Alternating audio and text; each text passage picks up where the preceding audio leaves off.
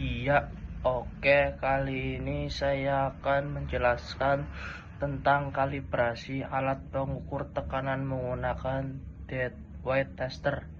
Yang pertama itu ada pengertian dead weight tester. Seperti pada gambar yang tertera di sini, yaitu dead weight tester adalah alat standar primer untuk kalibrasi tekanan yang bekerja berdasarkan prinsip hubungan gaya terhadap luas penampang piston. Tekanan dihasilkan dari beban standar yang ditempatkan di atas piston. Persamaan dasarnya yaitu P sama dengan F dibagi A, di mana P yaitu tekanan, lalu F adalah gaya beban, dan A itu luas penampang piston. Lalu yang kedua, komponen dead weight tester.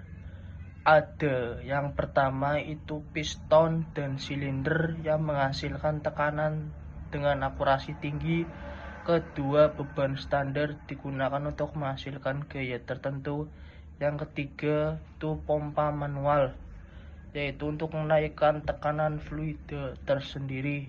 Yang keempat, reservoir fluida yang berisi oli atau udara. Dan yang terakhir, pressure gauge atau transmitter, alat yang dikalibrasi. Terus pemrosesan kalibrasi menggunakan dead weight tester. Persiapannya yaitu langkah awal membersihkan alat, yang kedua memastikan tidak ada kebocoran, lalu mengisi fluida yang diantaranya oli atau udara, terakhir memasang pressure gauge atau transmitter yang akan dikalibrasi. Terus yang kedua, pemeriksaan nol atau zero check sebelum diberi tekanan, yaitu jarum penunjuk harus menunjukkan angka 0. Jika tidak ada 0, dilakukan penyetelan awal. Lalu pemberian tekanan, beban standar dipasang di atas piston, pompa diputar hingga piston terangkat dan floating. Kondisi floating menunjukkan gaya ke atas akibat tekanan sama dengan gaya berat beban. Lalu ada pengujian naik dan turun. Kalibrasi dilakukan saat tekanan itu naik dan saat tekanan itu turun.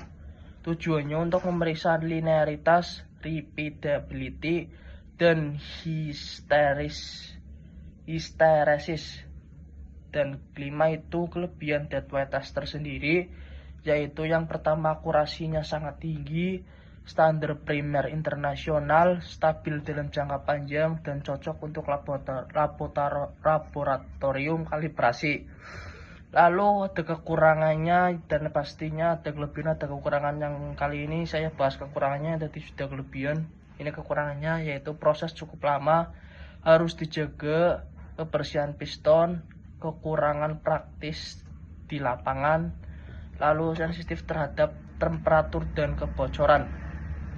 Prinsip kerjanya yaitu sensor piezoelektrik adalah sensor yang menghasilkan muatan listrik ketika mendapat tekanan mekanik. Prinsip ini disebut efek piezoelektrik. Bahan piezoelektrik tersendiri yang paling umum yaitu quartz, lalu ada PZT atau lead, zirconet, titanet, dan terakhir ada keramik piezoelektrik. Prinsip dasar piezoelektrik saat diberikan tekanan yaitu kristal mengalami deformasi, terus timbulnya muatan listrik pada permukaan kristal. Semakin besar tekanan, semakin besar pula muatan yang dihasilkan. Tahap kerja sistem piezoelektrik yang pertama yaitu pengukuran tekanan. Tekanan fluida mengenai diafragma sensor, akibatnya kristal piezoelektrik tertekan menghasilkan muatan listrik kecil. Pemrosesan sinyal atau sinyal conditioning, sinyal dari sensor sangat kecil dan mudah terganggu noise, maka diperlukan amplifier, filter, dan converter. Tujuannya yaitu menghasilkan sinyal stabil dan mudah dibaca. Lalu ada pengiriman sinyal hasil conditioning akan dikirimkan dalam bentuk 4-20 mA dan 0-10 volt. sinyal digital atau hard atau MUS. Sinyal kemudian dikirimkan melalui PLC, DCS atau SCADA. Display dan record pengukuran data tekanan akan ditampilkan pada HMI, panel display, komputer SCADA. Selain ditampilkan, data juga dapat direkam, disimpan di database, dianalisis, dan digunakan untuk kontrol otomatis industri. Karakteristiknya sudah saya jelaskan seperti yang tadi. Oke, sekian video dari saya.